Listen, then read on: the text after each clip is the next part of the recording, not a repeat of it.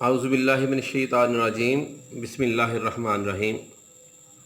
दोस्तों, आज मैं आपको हज़रत ख्वाजा निज़ामुद्दीन औलिया महबूब इलाही रहमतुल्लाह अलैह के बचपन का एक और वाक़या सुना रहा हूँ।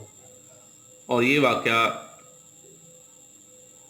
किताब है निज़ामी बंसरी, जिसको हज़रत ख्वाजा हसन निज़ामी दहलवी ने मुरतब किया।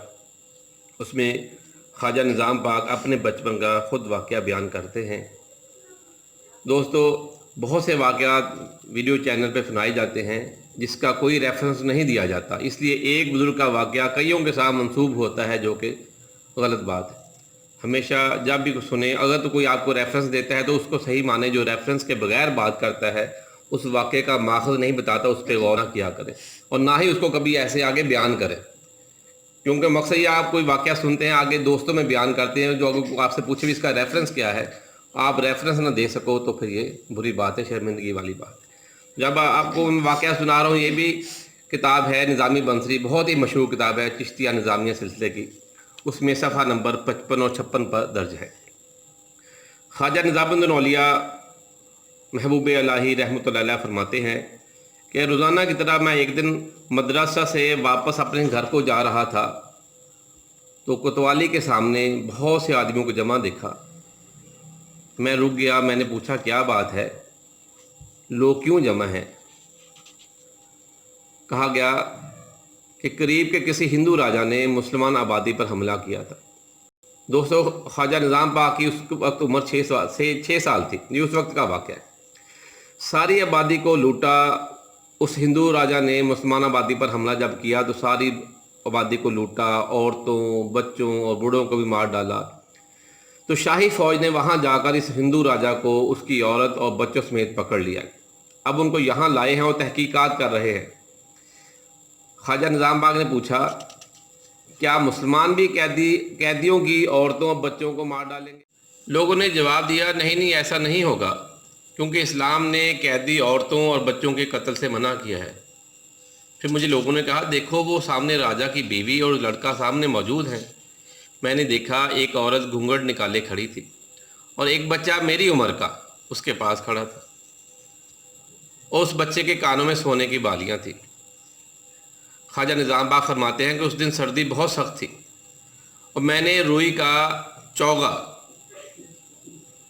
जो रुई से बना होता है सर्दी से बचने के लिए, वो पहना हुआ था।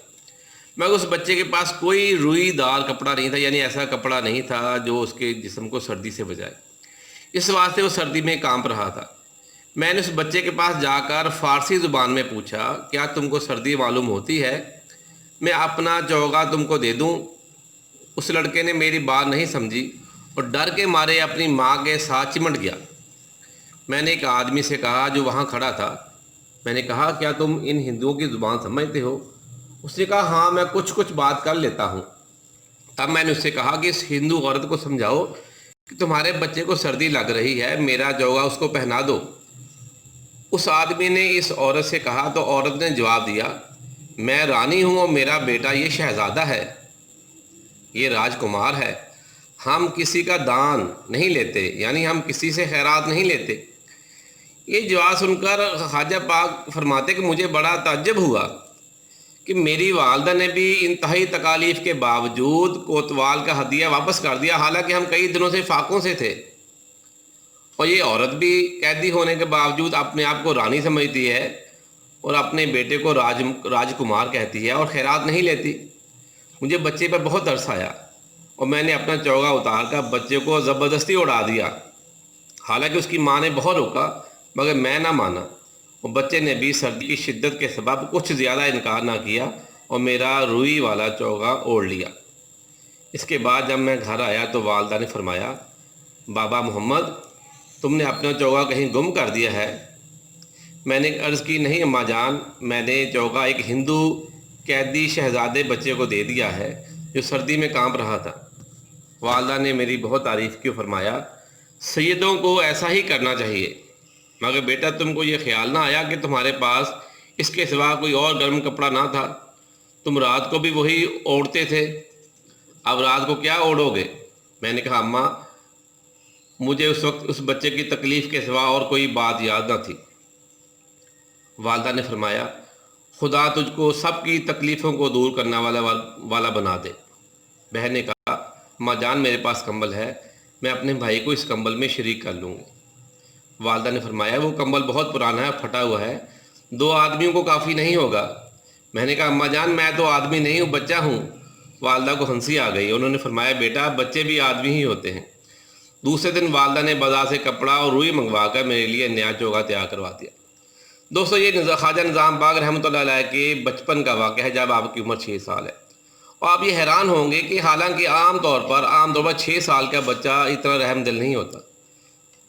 6 سال کا بچہ تو اپنے سگے بہن بھائیوں کو کھانے پینے کی چیزیں نہیں دیتا، تو کہاں یہ 6 سال کا بچہ اپنا سردی کے موسم میں اپنا سردی کا چوگا اتار کر کسی کو پہنا رہا ہے۔ یہ عام دنیا میں ایسی چیزیں نہیں آتی، نہ کبھی ہوئی، نہ ہوتی ہے، نہ کبھی ہوں گی۔ لیکن بتانا یہ چاہ رہا ہوں کہ یہ جو اللہ تعالیٰ کے یہ سلیکٹڈ لوگ ہوتے ہیں، جن کو اللہ تعالیٰ نے چن لیا ہوتا ہے، اپنا بنا لیا ہوتا ہے، ان کی شروع سے یہ رہنمائی کرتا ہے، وہ یکدم نہیں بنتے۔ اللہ تعالیٰ نے بچپن سے ان کو ان کی لائن ہی علیحدہ بنائی ہوتی ہے۔ تو آپ جب دنیا کے 1 پاؤں دنیا میں رکھیں گے اور 1 پاؤں روحانی دنیا میں رکھ کے بات سمجھیں گے تو آپ کو بات سمجھ نہیں آئے گی۔ روحانی دنیا کے جو لوگ ہوتے ہیں ان کی تربیت ہی اللہ تعالیٰ خود کرتا ہے اور طرح سے کرتا ہے۔ جو باتیں عام دنیا میں نہیں ہوتی وہ ان کے ہاں پائی جاتی ہے۔ جیسے خواجہ نظام پاک 6 سال کی عمر میں اپنا چوگا سردی میں اتار کر اس شہزادے بچے کو پہنا دیتے ہیں، حالانکہ وہ ہندو بھی ہے، حالانکہ اس نے باپ نے مسلمان قیدی عورتوں بچوں کو قتل بھی کیا ہوتا ہے۔ یہی تربیت، یہی فرق ہوتا ہے اولیاء اللہ میں اور عام انسان میں، یہی فرق ہے۔ عام انسان اپنا فائدہ پہلے سوچتا ہے، وہ دنیا داری دیکھتا ہے، اپنی غرض پہلے دیکھتا ہے، اور جو اللہ کے اولیاء ہوتے ہیں وہ اپنی انا کو مار چکے ہوتے ہیں، ان کو دنیا کی کسی چیز سے رغبت نہیں ہوتی۔ ان کا ایک ہی مقصد ہوتا ہے، فرام A to Z ایک ہی مقصد ہوتا ہے کہ ہم نے دنیا کی فلاح کرنی ہے، انسانیت کی فلاح کرنی ہے، بغیر مذہب مسلک کے وہ ہر انسان کی فلاح کر اس کی بھلائی کے لیے کوشش کرتے ہیں۔ تو دوستو اگر آپ کو یہ واقعہ پسند آیا ہے، جو کہ دوبارہ بتا رہا ہوں، بہت ہی مشہور کتاب نظام بنصری میں یہ درج ہے، تو آپ ہمارے چینل تیسری آنکھ کو سبسکرائب کریں اور بیل آئیکن کو پریس کریں تاکہ آپ کو اس طرح کے مزید واقعات سننے میں ملتے رہے۔ خدا حافظ۔